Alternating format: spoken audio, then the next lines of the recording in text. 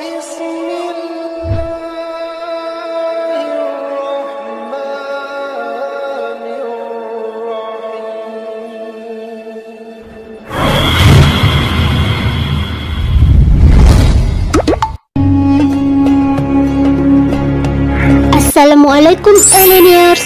Kali ini kita akan bercerita tentang salah satu tanda kiamat, yakni tentang munculnya dabbah, yaitu sosok hewan melata atau dabbatun minal ard, binatang yang keluar dari perut bumi yang bisa berbicara. Nah, bagaimana ya keadaan saat itu? Mari kita simak video ini sampai habis.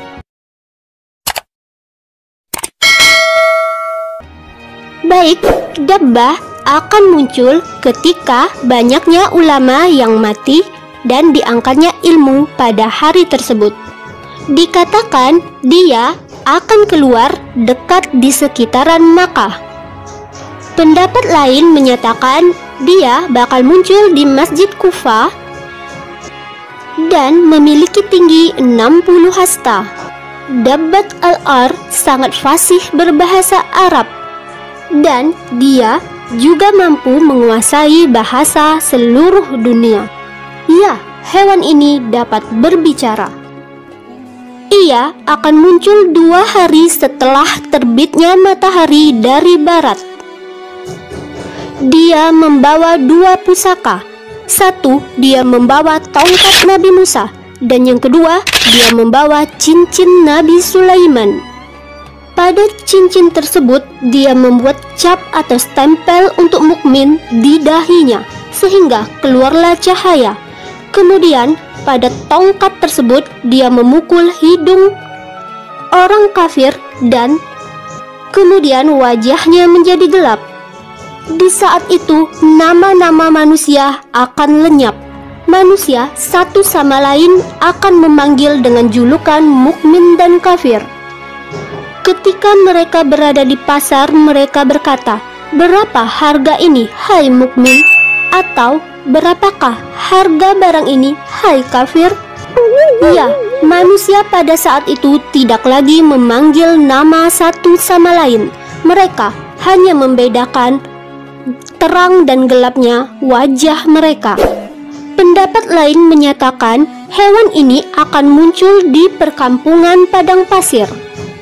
Sedangkan Abdullah bin Mas'ud mengatakan dia akan keluar dari Bukit Safa, tempat sa'i. Di saat binatang ini keluar, kepalanya sampai menempel di awan, padahal kakinya belum keluar dari tanah.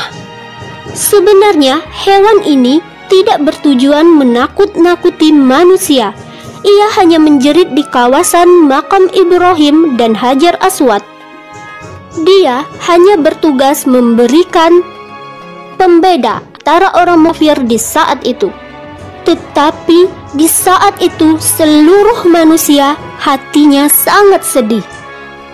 Hewan dabbah ini kepalanya seperti kepala banteng, matanya seperti mata babi, telinganya seperti gajah, tanduknya seperti rusa, lehernya seperti burung unta, dadanya seperti singa, warnanya mirip harimau, rusuknya seperti kucing, ekornya seperti kambing yang berbulu atau biri-biri jantan, dan tingginya seperti unta.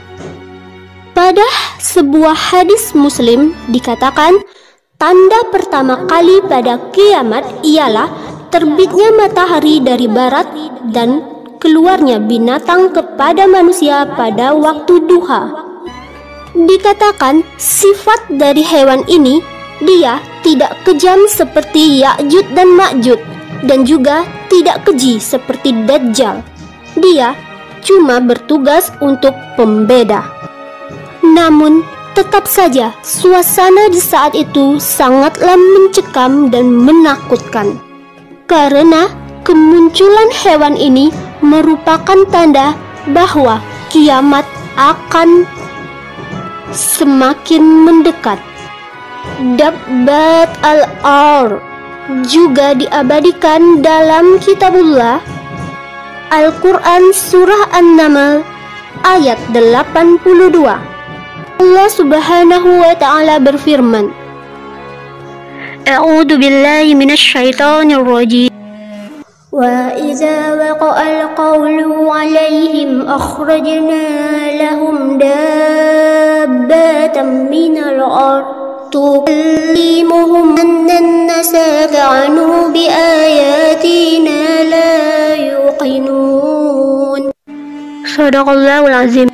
Yang artinya, dan apabila perkataan atau ketentuan masa kehancuran alam telah berlaku atas mereka, kami keluarkan makhluk bergerak yang bernyawa dari bumi, yang akan mengatakan kepada mereka bahwa manusia dahulu tidak yakin kepada ayat-ayat kami.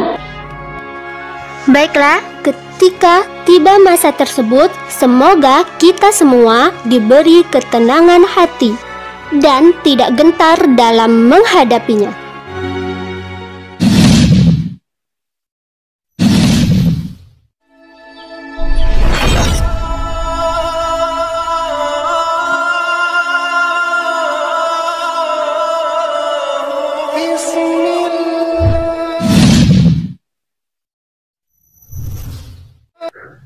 Luka bin luka. Di antara tanda-tanda kiamat telah dekat ialah apabila orang-orang yang hina dan rendah diberi kedudukan yang tinggi melebihi orang yang baik-baik. Assalamualaikum alaniers. Kali ini kita akan cerita tentang tanda-tanda kiamat sudah hampir dekat, yakni ditandai dengan munculnya sosok Luka bin Luka yang menguasai dunia ini. Siapakah dia?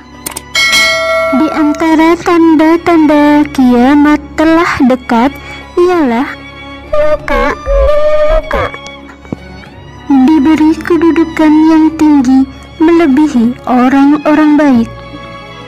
Luka ibnu Luka dalam bahasa Arab adalah sebuah julukan dan sindiran untuk orang-orang bodoh.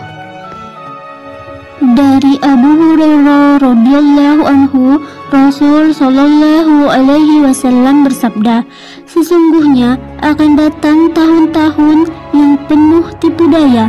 Pada waktu itu, pembohong dibenarkan dan orang jujur dianggap pendusta. Pengkhianat diserahi amanat, dan Ruwaibidah berkata seenaknya. Sahabat bertanya, apakah Ruwaibidah itu? Beliau Rasulullah menjawab, orang bodoh yang berbicara tentang urusan masyarakat umum.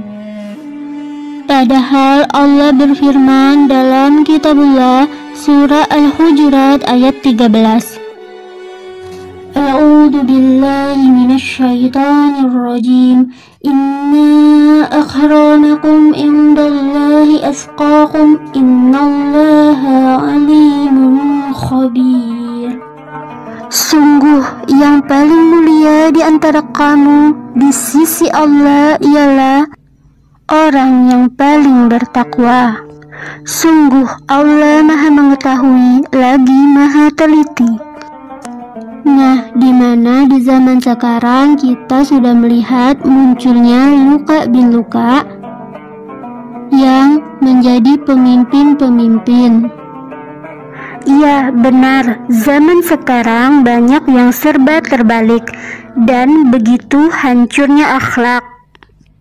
Rasul alaihi salatu wassalam berkata, hari kiamat tidak terjadi hingga manusia yang paling bahagia di dunia ini ialah Luka bin Luka.